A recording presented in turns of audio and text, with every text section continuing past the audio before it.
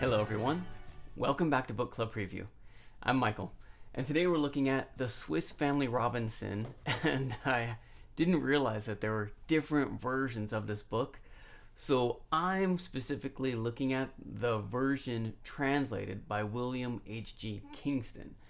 And this is kind of the, we say the definitive edition, or the classic, or the most popular edition. And I talked about that in chapter 1, and this one is chapter 2. So let's go ahead and jump into it. These chapters are a little long, so I'm gonna skip some things to just be more efficient. Starts off with the family waking up. They were a little bit cold at night, but with the tent and all the bodies together and the blankets and all the things that they packed, they were pretty warm. And then they decided to make some plans. Okay, mom and the 3 younger boys, they're going to be staying around here at the tent on the beach doing stuff. And then the father and the oldest son, Fritz, I forgot his name for a second, Fritz, they're going to be running off and exploring the island specifically to look for survivors, but as they are venturing around to find whatever else they can. So actually I really like how in the morning, early in the morning, mom and dad wake up first and they kind of plan together, and then they wake up the boys, which is just really cool seeing the family dynamics in this story. Well, it starts off with father and Fritz, I guess Mr. Robinson. I don't know if we know his first name yet. Father, but Mr. Robinson and Fritz, they go off to explore. And they're trying to find the other side of the island and to look for survivors. So they're going through, and they kind of go through a path. They are planning to bring one of the dogs, and they forgot. But then, as they're walking down maybe an hour or so, one of the dogs comes and catches up with them, which is pretty great. They run into some monkeys who run away, and then they end up crossing over this stream where there's this waterfall, and they keep on their journey. Now they finally make their way through all of, there's a whole journey here, to the other side of the beach, where they see these huge trees, maybe one kind of similar to this picture, and they have a fruit on their roots, so not in the branches, but it's growing up from the roots. And they're these gourds are kind of like this hard shell vegetable, pretty much. It maybe technically is a fruit, but I think of a gourd as a vegetable. But it's just a hard shell, and they end up making bowls out of these. And one thing the father does, which is pretty clever, and I'm not sure exactly how this works, but he has one of the gourds, okay, and he takes a string and he wraps it around it and tightens it as much as he can. And then he grabs his knife and he hits it on the back end. So he's not hitting it with the sharp part, but the back part. And he starts tapping the string along the side, and then he ends up tightening the string a little bit more, and then he pulls, and the string actually cuts through the gourd. I guess he learned this reading about some travel stuff, and he's talking with Fritz, and Fritz is always like, "Dang, father, how did you discover that?" Or the father discovers something, and Fritz is like, "Whoa, how did you do that?" And he's like, "Son, I think you can figure it out yourself." And then Fritz will kind of figure it out on his own, which is pretty cool because the father doesn't just teach his son, he asks his son to discover and think for himself. And the bowls is certainly one of these instances. They end up going on this rock or this land mass that's kind of sticking out into the ocean, so they can kind of climb up it and kind of see around. It's almost like a mountain. Not really mountain, but they kind of stand up above it, and you can imagine in your imagination, and they start looking around everywhere, and they can kind of see everything, and they don't see any survivors, but they decide to continue their journey to see what else they can find. One point here that I should mention is, especially I'm about ready to talk with these monkeys, is Fritz is like, "Man, Dad, why are we looking for these survivors? They left us. And why are we trying to help them?" And his father says, "Hey, son, no matter what they decided, we need to choose the high road, the better path, and we're going to try and find them. And if they need help, if they're hungry, if they're starving, they didn't bring anything from the boat, they could be really in serious danger. We need to help them. And so he talks kind of about his values and his goals there. Well, they end up continuing their journey, and they end up chopping some canes. And originally the father just wanted the cane to, like, in case they see a poisonous snake, the father can fight it or fling it away or something, instead of like trying to shoot a snake with a pistol. But he ends up taking one, and then it slowly starts to drink some liquid. And the father kind of tastes it. Oh, it's sweet, it's sugar. These are sugar canes. And this is another example where he wants Fritz to learn by himself. And he says, son, why don't you grab one of these canes too? And so Fritz grabs a cane, and then they're walking, and Fritz knows there's some liquid dripping from his cane. And he takes it in his legs, and he's like, Dad, this is sugar cane. And he's like, yeah, I know. We should grab a few for your mom and the boys. Fritz goes a little nuts and grabs like 12 of them. It says a dozen. A dozen is 12. And then they start going on their journey some more. Now, they run into some other monkeys, and the other monkeys run and climb up a tree, and they're like, and maybe they're making funny faces. Fritz gets a little angry, and he wants to take out his gun and shoot one of these monkeys. But his dad says, hey, son, hold up. There's a better way to use these monkeys. Watch this. And his father starts getting some rocks and throwing them at the monkeys. Not at the monkeys, but towards the monkeys. And the monkeys, who are watching these humans throw things at them, want to copy the behavior. So they start looking around and grabbing coconuts from the top of the tree, start throwing these coconuts down at the father and son, who gladly pick up the coconuts and have them as treasures. So they end up leaving these monkeys because it's getting way too late in the day, and they start heading back towards home. Now, they're going all the way back. They're traveling. They pick up these gourds, which they made into bowls. And you can Google an image of a gourd or gourd bowl or gourd spoon, and you can kind of see what they're handling. But as they're on their way back home, they come upon the first group of monkeys, and the dog is so fast and hungry because Fritz and father, they've had some snacks or eating some fruit and things, and they've shared a little bit with the dog. But honestly, the dog's probably working harder than both of them. The dog runs for the monkeys, and he ends up killing one. And he kills it, and he starts to eat it before Mr. Robinson and Fritz can stop him. And so they also find that the monkey that the dog killed was a mother monkey. And there was a little monkey, baby monkey, attached to it, who actually ran off into the grass and was hiding.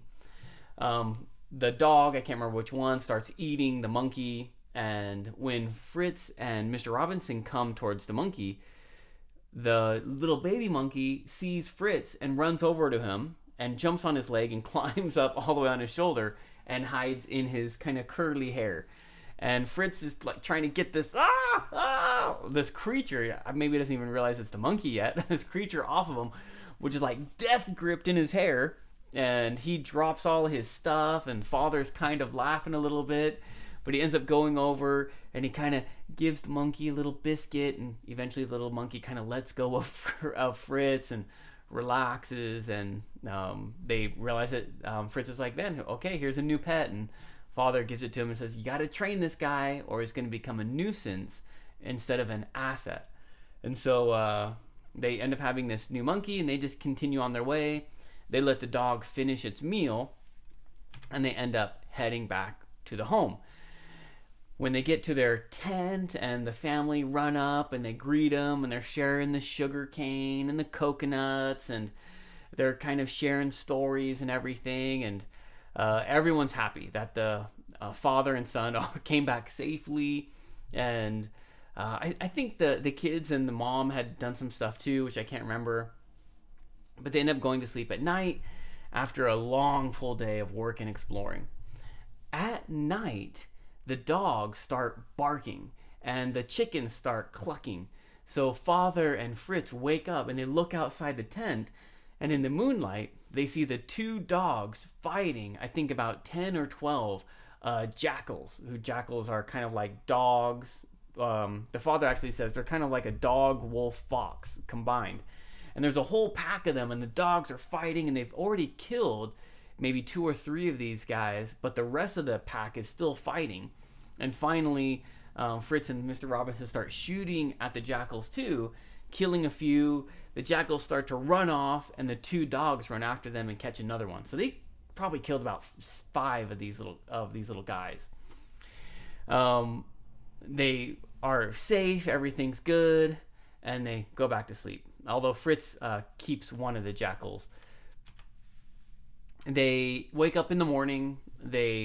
Fritz wakes up first, and he takes one of the jackals. It's kind of frozen, and he takes it and like sticks it in the sand, so that way when his brothers wake up and go outside, they can see this jackal, and they are like, "Whoa, what is it?" And they're looking around. It's like it's frozen in the sand, and they're all talking and stuff. A lot goes on here too, but they decide there's more work to do. Okay, they go back to the ship. Fritz and father and the other sons and the wife stay there. They go to the ship. They get the animals. They get more things, a ton of other things in their little boat. They make a sail for it, and this takes a long time. But they end up sticking swimming floats. They make their own on the animals, and they push them into the water, so they're kind of floating in the ocean, meh, meh, swimming, and they end up taking all these animals. It takes a day. They sleep on the ship. They wake up in the morning, and they go off and do this, and they all go to the beach, and they're swimming in the water. And while they're swimming, a shark comes, and Fritz sees it first, and he grabs his gun, and as the shark's like getting ready to turn and bite, he shoots the shark in the side, and the shark swims away. They get to land. They start unloading everything. There's more work to be done, and they take care of all sorts of stuff. And Mom has stories that she wants to share, but we don't get to hear those until chapter 3 of what they did while Fritz and Mr. Robinson were on the boat. But that's the story. Whew. Okay, some vocabulary, and I'll try to go through this quickly. Vigilant means watchful, not stopping your watch. Excursion is like a trip or a journey or adventure, a short one.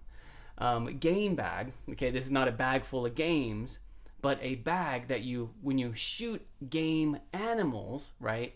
Animals that you shoot for fun and for food, like birds or foxes, things like that. It's a bag that you put those bodies in. So it's like a dead animal body bag.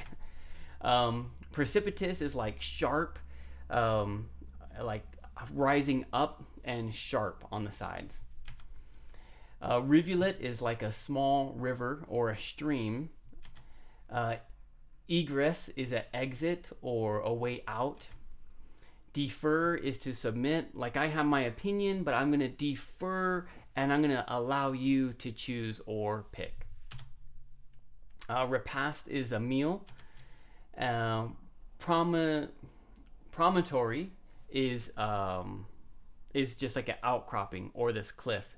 You think of the word prominent, and it's like this huge outing that kind of comes out into the ocean that you can kind of look far and wide and see.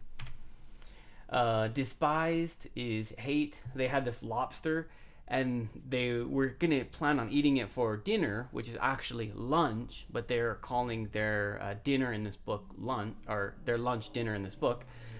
But they end up despising it, hating it, not really like hating it, but throwing it to the dog because they find these fruits and coconuts and gourds and just other things that they can eat instead. Some other vocabulary. Mountebanks is like tricksters, so they're coming home and they have these sugar canes and this monkey riding on a dog, and they probably look like some salesman or something like that, but in kind of like a trickster salesman. Contrive is like something you can think of, so contrivance is like a gadget or a machine or a tool or something you're creating. Sedately is calmly. I think Ernest kills a penguin, and he comes right up to the penguin, and the penguin's just like looking at it nice and calm, and he takes a stick and he goes punk, and he hits it right on the head and kills it. He kind of feels bad, right? I tell you the story, you maybe feel bad. This cute little penguin with big eyes, and he just hits it on the head, and they eat it, and it's delicious. Quarreling is fighting.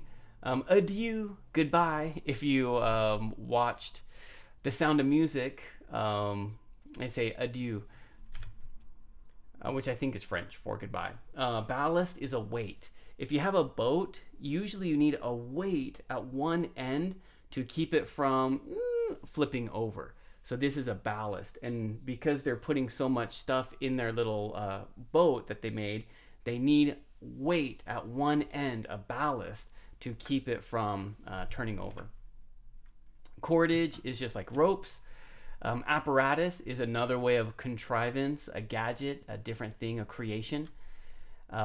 Regaled is entertained. They're sharing their stories and talking about things and reminiscing or remembering what happened. And that leaves us with my discussion question, which is, have you ever taken the high road? And there's two scenes here where one, Fritz is talking about the other sailors who abandoned them, and the father says, you know what, whatever they did, we're going to help them. We're going to take the high road. When the monkeys are making faces or throwing poo at them or whatever, Fritz wants to shoot them and be angry, but father says, no, we're going to take the high road. And the high road is, there's three roads. Okay, there's the low road, which is I'm going to treat other people worse than they treat me. There's the middle road, which I'm going to treat you however you treat me. And there's the high road, is I'm going to treat you better than you treat me. So in this chapter, we see two instances where Mr. Robinson talks about taking the high road. He doesn't say it like this in the book, okay? But is there an instance where you remember a specific time or situation where you took the high road, or someone was treating you poorly, but you chose to treat them better? And of course, please make your own discussion question. That is all the time that we have for today. Thank you so much for joining me for this episode of Book Club Preview. I'll see you soon. Bye-bye.